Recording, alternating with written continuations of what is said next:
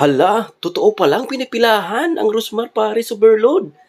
Dito lang to sa Armansion, Kalawan, Laguna. 100 lang din ang price ng Paris nila tulad kay Diwata.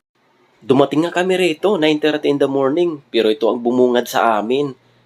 Yun oh, ang daming pila. Gusto nilang matikman talaga ang pinagmamalaki ni Rosmar.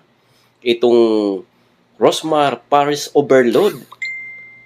Siyempre, ganun din kami, gusto namin matikman ang kanyang Paris Overload. Kaya naman, tiis-tiis lang. Ito, hihintayin namin magbukas ang kanyang parisan. At para sa kalaman ng marami, alas 10 ng umaga po nagbubukas ang parisan. At the same time, ang closing ay alas 12 ng hating gabi.